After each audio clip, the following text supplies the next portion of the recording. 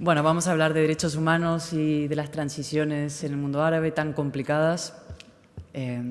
Todos sabéis lo que está pasando en Egipto, y ese es el motivo por el cual uno de nuestros ponentes, que es Anwar al-Sadat, sobrino del que fue presidente Anwar al-Sadat, que firmó los primeros acuerdos con Israel, que murió asesinado, por cierto, no ha podido venir. Anwar es presidente del Partido Reforma y Desarrollo y nos llamó ayer para decirnos que, sintiéndolo muchísimo, tenía que estar en su país por todo lo que está sucediendo, la convulsísima situación, pero nos ha mandado un vídeo ayer. También han pasado muchas cosas en estos momentos, por minuto va cambiando la situación, pero nos mandó un breve vídeo que luego pondremos. Así que él no ha podido venir, que ya lo sentimos mucho. Y tampoco ha podido venir Ahmed al-Zubair Ahmed al-Sanusi, que es miembro del Consejo Nacional de Transición en Libia, porque su país también está en una situación muy complicada y no ha podido salir. Tenía que hacer una conexión muy complicada vía Estambul, no podía pasar por Trípoli. Él es líder del Partido Federalista, digamos, de Libia. Y bueno, pero contamos con traerle en otra ocasión, quizás en los próximos meses, como tenemos también un programa de visitantes MENA que hacemos, quizás podamos organizar para que él pueda venir, porque nos parece una persona interesantísima para escuchar. De hecho, probablemente ahora que Nelson Mandela está muy mal, este es el preso político que más años ha estado en la cárcel, estuvo 31 años en la cárcel. Y bueno, yo creo que, además de lo que pueda contar sobre la situación en la región, la experiencia de un luchador por los derechos humanos es interesante de escuchar. Pero bueno, le traeremos en otra ocasión. Pero quien sí ha podido venir, y se lo agradecemos de manera muy, muy especial, hay dos personas, pero de fuera, es Rival al-Assad, que está aquí a mi izquierda, que es director de la Organización para la Democracia y la Libertad en Siria, que es otro país que también está en una situación especialmente complicada, difícil, de lucha por la transición también. Y tenerle aquí es un placer, es un privilegio. Ha estado con nosotros prácticamente todo el día, hemos podido conversar y yo quiero agradecerle de manera muy especial su presencia. Es nacido en Siria en 1975, licenciado en Ciencias Políticas por la Universidad de Boston, fundador y director de esa Organization for Freedom and Democracy en Siria, presidente del canal de televisión por satélite Arabic News Network, y es un defensor a nivel internacional de la democracia, la libertad y los derechos humanos. Está profundamente implicado en la tarea de favorecer diálogo interreligioso y fomentar las relaciones entre musulmanes, judíos y cristianos a nivel mundial. Y se ha implicado, bueno, en muchos de estos asuntos en el Líbano en los últimos años, y yo creo que nos puede dar una perspectiva muy interesante sobre lo que está pasando en Siria, que nos preocupa a todos muchos, y sobre todo a la región. Y antes de dar las gracias enormes a José Ignacio Salafranca por actuar de moderador en esta mesa, también le quiero dar las gracias a Ana Palacio, que, como os dije esta mañana, siempre cuando le pides, Ana, échame un cable, échame una mano, puedes, y ahí está, y aquí está Ana, porque conoce muy bien también, conoce toda la política exterior, pero conoce especialmente bien la región MENA del Middle East, North Africa, que se llama Norte de África, Oriente Medio, y nos va también a ayudar a iluminar sobre los sucesos, lo que está pasando, lo que pueda pasar también, y también lo que es esperable, lo que deseamos que pase en esa región. Y a José Ignacio, pues infinitas gracias por tu ayuda, no solamente por estar hoy aquí, sino también por ayudarnos a reunir a las personas, bueno, que esperábamos que pudieran venir hoy, y también a Rival por estar aquí, por acompañarnos, por moderar esta mesa, y por también lo que nos puedas contar tú, que conoces mejor que la gran mayoría de personas todo ese proceso complicado del norte de África, de los cambios y transiciones. José Ignacio es eurodiputado hace 20 años el año que viene. No quiero recordártelo, pero lo pone en tu biografía, con lo cual te lo voy a recordar. 20 años, una intensísima carrera política que, claro, dan para acumular una experiencia profunda en política exterior, no solamente europea. José Ignacio sabe muchísimo de casi todo, pero muchísimo de América Latina y muchísimo de la región de la que vamos a hablar hoy. Tenéis su currículum, tampoco voy a entrar en contar todos los detalles, pero tenéis que saber que es, aparte de miembro del Parlamento Europeo desde el 94, presidente del Grupo de Seguimiento sobre la Situación en los Países de la Primavera Árabe, con lo cual pocas personas más oportunas que él para moderar, para dirigir esta conversación que vamos a tener hoy. Y te paso la palabra dándote las gracias otra vez. En primer lugar, quisiera traerles un saludo muy cordial del Parlamento Europeo, que, como saben, es la institución donde late el pulso democrático de la Unión Europea. Acabo de bajarme del avión hace una hora escasa del Pleno del Parlamento en Estrasburgo, donde hemos tenido una semana pródiga en acontecimientos, porque hemos aprobado un acuerdo político sobre las perspectivas financieras para los próximos años, el marco financiero plurianual, unas negociaciones muy duras entre el Consejo de Ministros, la Comisión y el Parlamento Europeo. Tuvimos ayer, precisamente en el Pleno del Parlamento, a Guillermo Fariñas, galardonado con el Premio Sájarov en el año 2010.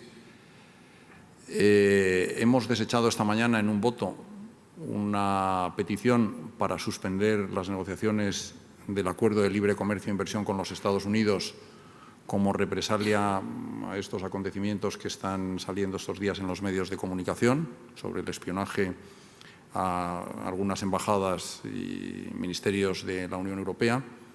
Y hemos aprobado esta mañana, en el último momento, a la 1 de la tarde, una resolución sobre la situación en Egipto. Me agrada muchísimo poder compartir esta mesa con mi buena amiga Ana Palacio, con Rival Al-Assad y también con el embajador Ru Pérez, que es un amigo de larga data.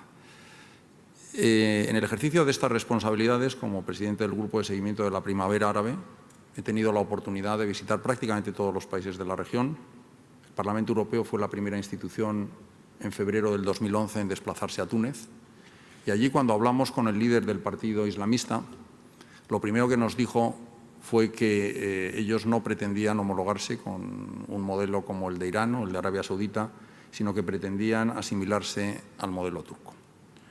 Como soy moderador, no voy a incurrir en el defecto tradicional de los miembros del Parlamento Europeo, que es la incontinencia verbal, porque el tiempo máximo de palabra que tenemos, ayer en el debate sobre Egipto hablé 3 minutos, y es mucho, porque normalmente el tiempo de palabra es de 2 minutos, pero sí creo que es importante intentar hacer un recorrido sobre qué es lo que está sucediendo en los países de la primavera.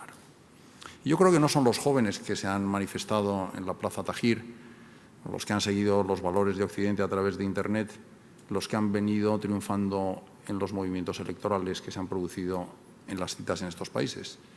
Si vemos los países que han tenido un proceso de transición más ordenado, en el caso de Marruecos han ganado los islamistas, la única excepción quizás sea la de Argelia.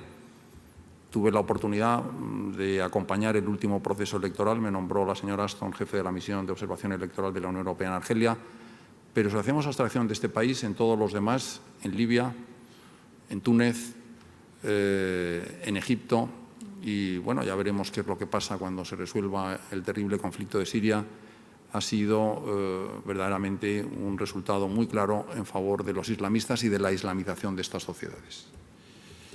Y yo creo que la pregunta que flota en el ambiente, a la luz de los acontecimientos que se han producido en la tarde de ayer, cuando expiró el plazo de 48 horas en Egipto, es la de saber si los partidos islamistas que han tenido esos resultados electorales por varias razones, quizás en primer lugar porque eran unos partidos que fueron unas organizaciones demonizadas en la época autoritaria anterior, o porque estaban muy bien estructuradas para atender a las necesidades sociales de la población, o bien porque tenían una muy buena red de organizaciones, pues son las que han prevalecido en esos resultados.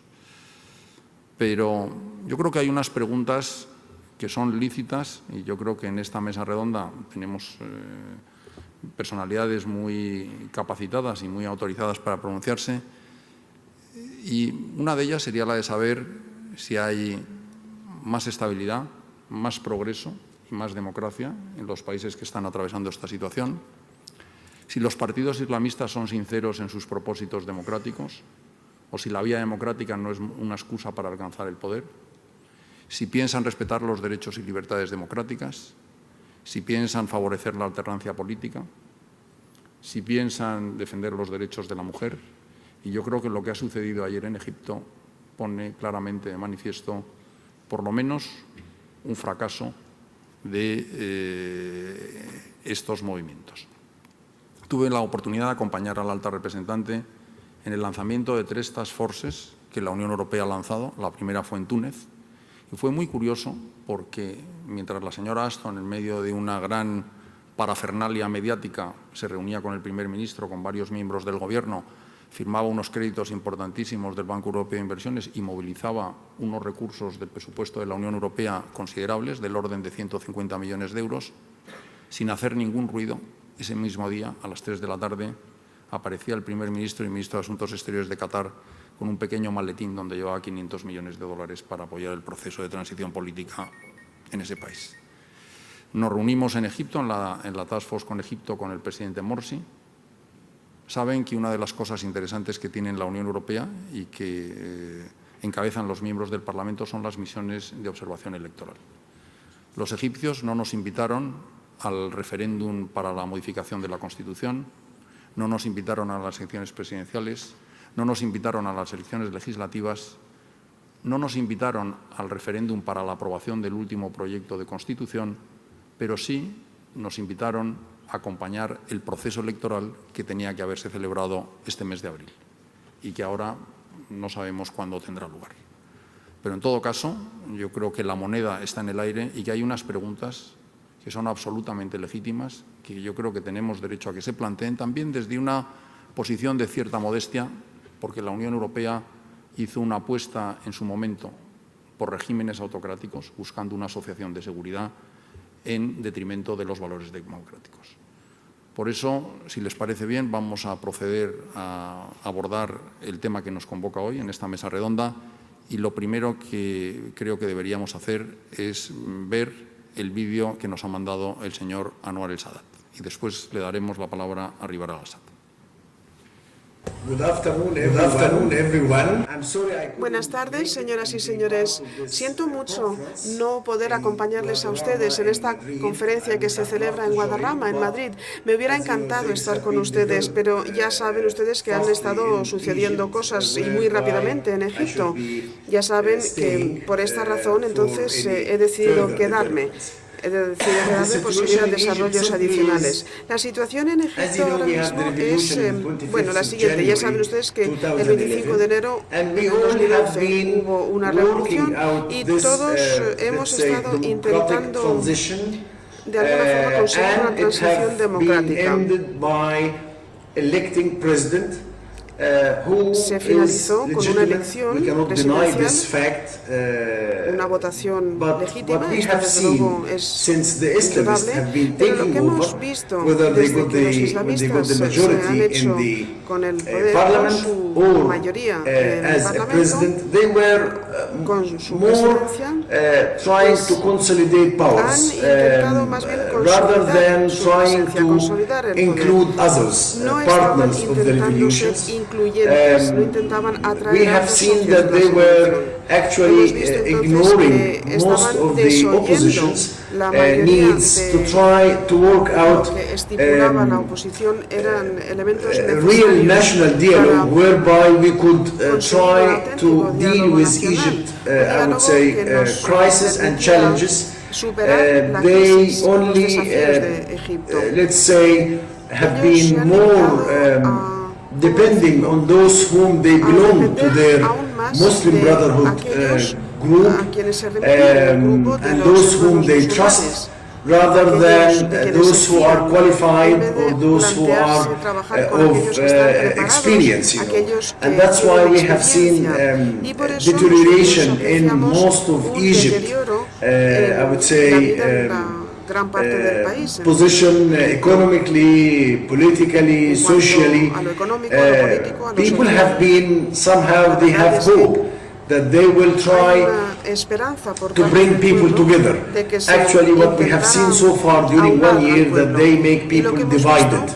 By somehow speaking about those Islamists and those non-Islamists or liberals or seculars, and they actually have been somehow misbehaving, whether with some of the Arab countries in the Gulf area, whom they have been always friends of Egypt, supporting Egypt, they felt in the Gulf countries that they are really trying to export this sort of Islamic revolutions to their country. So actually, people whom you see now in the streets, they are full of anger, frustrations, because they believe that they lost hope, they believe that they have no place. They are calling the president to step down because they believe that his legitimacy comes from the people. Yes, of course, the man have, as I said before, have got legitimacy through the ballot box, but legitimacy through the ballot box is a fact as long as you respect the constitution, as long as you respect rule of law, and also you respect others, whether opposition or minorities, which have not been happening so far. Now what we see now is the president is again stubborn, somehow protected by his own supporters, his own people, whom they are now calling for jihad, calling for violence. The army actually, but the army is doing, it's not a coup. No, the army have no interest to be back in the political scene, and they have been indicating this many times. But what the army can do, if people, as you see, millions in the streets everywhere in Egypt, and those millions actually are normal and ordinary Egyptians. They are not actually those who are belonging to the old regime, or they are belonging to some of those political parties. No, they are going out because they are fed up. They are saying enough is enough. We have felt during this year that Egypt have lost its identity as a civil state, and they feel that if we keep on until his term is ended, 3 years more, then maybe we will end up like Somalia or like Iran. So people are really fighting for their freedom, fighting for the identity of their country. So we expect that the army, together with all political forces, including some Islamists who have been somehow reasonable, and those who are really willing to sit and talk, to work out a roadmap, a map for the future, to try to start again with a new constitution, and to call for a real democratic transition where everyone can be part of it, and this is what we hope to do in the coming, let's say, days. We are not excluding anyone, or no one is calling for this, whether Islamist or any others. No, they are all welcome as long as they understand that this is an exceptional moment, and we all have to be united to overcome this problem. Of course, there have been many incidents and many, I would say, situations have been happening during this year. Of course, time will not help me to say much, but maybe there will be another chance where we can talk about it more in details. But I just want you to understand that what you see in Egypt today is a kind of correction of a past which was somehow, we all make mistakes, and we were all actually hoping that we would have stability, and we would have sort of peaceful way on the coming, I would say, months and years. But I think time that we should say enough, and we have to make corrections, and we have to call, of course, for parliamentary elections and maybe presidential elections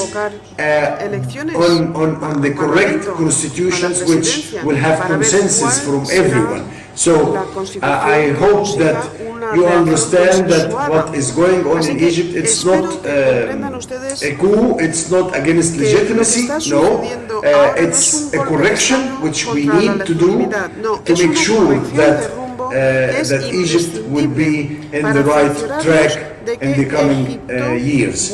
So I hope that this will end peacefully. We will see no violence, we will see no any kind of confrontations or any kind of clashes here and there. We all care about our country. We all asking our friends of Egypt, to support this democratic change. And I hope that this, as I said, will end up soon. Confío que esto acabe y muy pronto. Más claro no ha podido ser el mensaje que nos ha mandado el señor Anwar el-Sadat. Distingue claramente entre una legitimidad de origen y una legitimidad de ejercicio. Ustedes conocen los hechos tal y como se han producido ayer. El presidente Morsi ha sido destituido. Ha sido nombrado en su lugar el presidente del Tribunal Constitucional. Se va a llamar a una reforma constitucional y a unas elecciones presidenciales y legislativas. Saben que Egipto está política, económica y socialmente atascado. Las protestas que se iniciaron en Egipto no solo fueron para acabar a través de manifestaciones cívicas muy importantes en 18 días con un régimen de 30 años, sino también para dar respuesta a algunas inquietudes económicas y sociales. La situación económica es dramática, las reservas han caído increíblemente, se ha multiplicado la deuda, el déficit, la inflación y realmente el país está en una situación tremenda.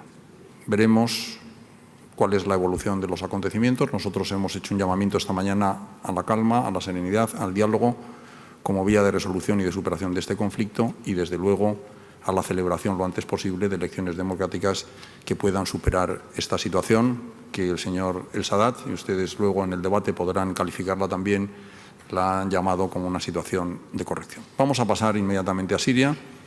Lo que está sucediendo en Siria no voy a abundar en ello.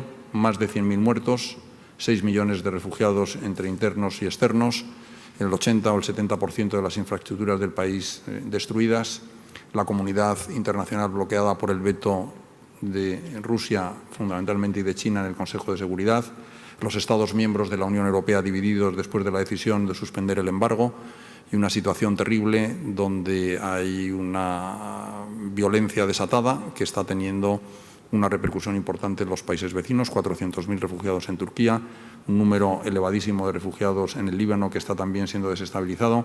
Y yo creo que para hablar de esta situación, para hablar de la conferencia de Ginebra II, tenemos aquí a una de las personas más autorizadas. Yo he tenido la oportunidad de encontrarle varias veces en el Parlamento Europeo y, por lo tanto, pues vamos a dar la palabra ahora a nuestro amigo Rival al-Assad.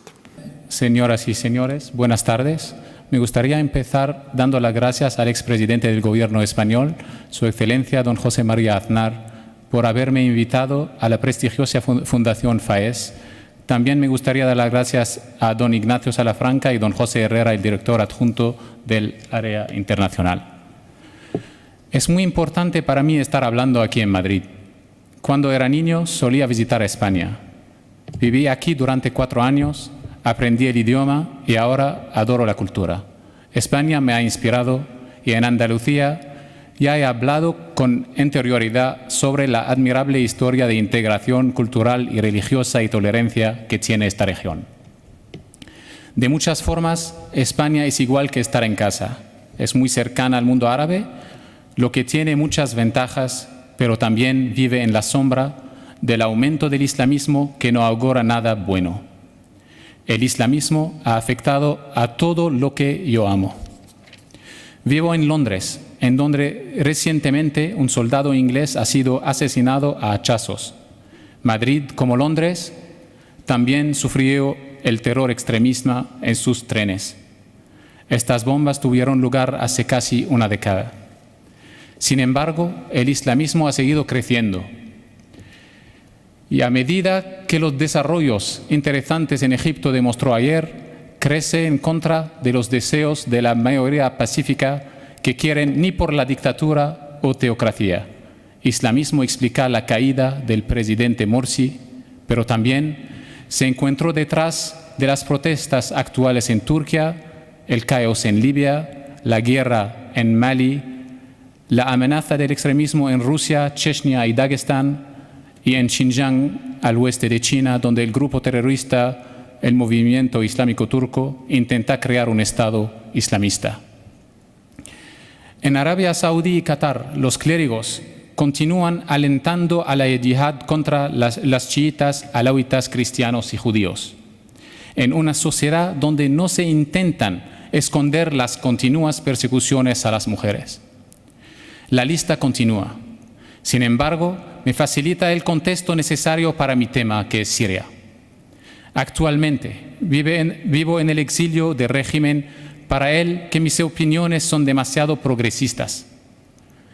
Yo quiero que hablo por la mayoría de los sirios pacifistas que detestan el régimen en Damasco, pero que entienden que la oposición islamista al régimen no facilitará respuestas.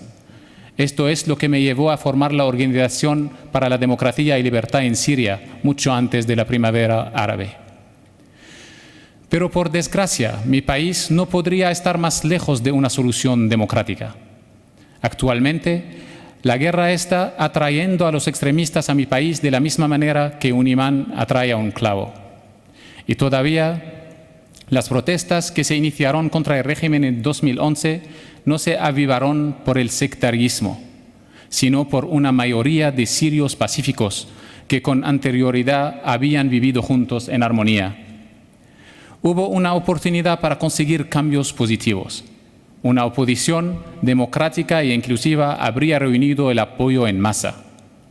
Lo que siguió fue un secuestro de una causa progresiva y democrática por una convergencia de extremistas. Todo esto empezó con la formación del Consejo Nacional Sirio, que eran en su inmensa mayoría islamistas, el 80% miembros de los hermanos musulmanes. Fue respaldado por Turquía, Qatar y Arabia Saudí, que se legitimó en la serie de las conferencias llamadas Amigos de Siria a principios del año pasado, a pesar de ser totalmente poco representativos de los sirios, de los que el 45% representan las minorías. La secretaria de Estado Clinton tardó 18 meses a preguntar por su legitimidad. Posteriormente, el Consejo Nacional Sirio se disolvió y se convirtió en la Coalición Nacional Siria, que se formó en Qatar a principios de este año. Pretende ser el arma política del Ejército Libre Sirio. Sin embargo, 2/3 de sus 263 miembros fundadores son miembros de hermanos musulmanes o sus aliados. Esto quiere decir que hay una influencia islamista muy arraigada en el corazón de la oposición. La semana pasada, el influente clérigo musulmán Sheikh Youssef al-Qaradawi denunció a los alawitas como más infieles que los cristianos y los judíos. En su ideología distorsionada, cuando llamas a alguien infiel, lo estás entregando totalmente a una sentencia de muerte. Y él no es una voz solitaria. Está respaldado por el gran mufti de Arabia Saudí, que dio la bienvenida a esta afirmación y quien hace 2 meses invitó a los musulmanes a quemar las iglesias en la región. Una revelación expuesta por la BBC la semana pasada ilustró la indignante violencia contra los ciudadanos que se llevaba a cabo en el nombre de la religión, cuando varios grupos de la oposición luchaban tanto entre ellos como contra el régimen. La línea divisoria sectaria está reflejado en toda la región. Por una parte, un eje encabezado por los chiitas corre hacia Irán, Irak, Siria y Líbano. Mientras tanto, un eje encabezado por los sunís, en el que están envueltos Turquía, Saudí y Qatar, y motivado por la oposición política, cultural, religiosa a Irán, respalda los elementos islamistas de la oposición siria. Este respaldo no está restringido a escándalos verbales. Turquía, Arabia Saudí y Qatar han invertido $3.000 millones para financiar, refugiar y armar a la oposición islamista. Una característica muy importante en el New York Times de la semana pasada ha dicho que Qatar está apoyando a los grupos de la oposición extremista de toda la región, desde Libia a Siria, con armas lo suficientemente potentes para atacar los aviones civiles. Mientras tanto, según el enviado de la paz de la ONU, Lakhdar Brahimi, luchadores de 38 nacionalidades han recorrido su camino a Siria. Aquí en España, los islamistas capaces de perpetrar ataques terroristas de especial brutalidad han sido arrestados. Ellos forman parte de una célula de terror que prepara a luchadores para el yihad en Siria y demás. Y mientras el tiempo pasa, la guerra se intensifica. La oposición se hace cada vez más extrema. El secretario de Justicia de los Estados Unidos, Eric Holder, ha afirmado categóricamente que la mayoría del ejército libre sirio sigue la ideología de Al-Qaeda. El general Idris, actual jefe del supuestamente moderado ejército libre sirio, ha explicado que está contento de luchar al lado de todos los grupos extremistas, a los que cree comprometen a más de la mitad de todas las fuerzas de la oposición. Esto podría ser un eufemismo.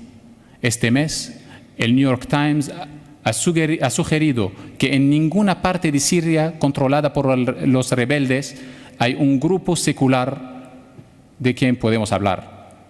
Estas fuerzas que forman el Consejo Militar Supremo del Ejército Libre Sirio tienen en común los fundamentos del Islam que se muestran en el corazón de cada uno de los Al-Tawhid Brigade, Dar' al-Thawra Brigade, Suqur al-Sham Brigade, Syrian Martyrs Brigade y Al-Farouk Battalions. Un video divulgado por internet la semana pasada, titulado El asalto y limpieza de Hatla, en inglés The Storming and Cleansing of Hatla, donde las fuerzas de la oposición atacaron y masacraron un pacífico pueblo chiita, mostraba hombres armados que disparaban y blandían banderas negras con los colores del ejército libre sirio. Los comentarios del cameraman eran: hemos conseguido el gran titular que dice que no hay Dios, pero Dios también cuida de los apóstatas que lo rechazan. El chiismo y los guerreros sagrados lo están celebrando. Una lista de las atrocidades que se llevaron a cabo por estas fuerzas no es agradable ni necesaria. Basta con decir que son continuas y horrorosas. Un informe de la ONU sugería que los rebeldes yihadistas podrían haber usado armas químicas. Es cierto que ellos han masacrado a cristianos, más recientemente en la ciudad de Al-Duer, en las afueras de Homs. El jefe de la investigación independiente de la ONU, el señor Piñero, afirmó que ninguno de estos grupos estaba luchando por la causa de la democracia. Lo que me lleva al punto clave de hoy, concretamente, por qué, cuando tiene todos estos hechos a su disposición, el Occidente no está solo legitimando, apoyando y suministrando a los rebeldes, sino al borde de armarlos también. Otra vez la respuesta queda lejos de Siria. Una guerra fría ha ido creciendo desde hace algún tiempo hasta ahora. Empezó con la percepción de China de una política del cerco de Estados Unidos. Se desarrolló con la preocupación de Rusia sobre the US Missile Shields y creció con el actual proteccionismo chino. Los ejercicios militares que están teniendo lugar por todas partes han subido la apuesta. El anuncio de que los Estados Unidos continuarán sus programas de misiles antibalísticos en Europa fue rápidamente seguido por las fuerzas estratégicas de misiles rusas, informando sobre el exitoso lanzamiento de la siguiente generación de misiles balísticos intercontinentales ICBM, que supuestamente pueden performar cualquier sistema de misiles antibalísticos. La implicación de Rusia en este punto es crucial. Al estar sus intereses geopolíticos alineados con su apoyo a largo plazo a Siria, su mayor cliente en Oriente Medio, su único aliado en la costa mediterránea, Unido a sus respectivas preocupaciones sobre el fundamentalismo musulmán, se explica el bloqueo ruso-chino de las resoluciones de la ONU contra el régimen sirio. Y explica también su controvertido acuerdo de distribuir los sistemas defensivos de misiles aéreos S-300 a Siria. Esto explica por qué los Estados Unidos y la OTAN exigen una zona de exclusión aérea alrededor del país, la cual Rusia dice que sería ilegal. Y comienza por explicar por qué Washington ha anunciado aún más apoyo a la oposición, pero aún no explica sus tácticas. Porque la actual oposición está completamente desalineada con la democracia y la libertad. De hecho, la última audición del World Tribune sugiere que el régimen está comenzando a recuperar los corazones y la mente del pueblo, a pesar de 40 años de dictadura, la muerte de 100.000 sirios, aproximadamente 1,5 millones de refugiados y 4 millones y medio de desplazados internos. Esta tragedia no es secreta, el mundo es consciente, pero asombrosamente el Occidente continúa reemplazando a los extremistas. Y al hacer eso, está demostrando el peor tipo de hipocresía. Cuando el terror golpea a Occidente, los políticos apuntan a nuestros valores, a la importancia de la libertad y la democracia. Pero si vamos a apoyar esos valores en casa, deberíamos apoyarlos en cualquier parte. Apoyar la democracia junto a Arabia Saudí y Qatar es un oxímoron, como lo es oponerse al extremismo del Ejército Libre Sirio. El secretario de Estado John Kerry ha hecho precisamente eso.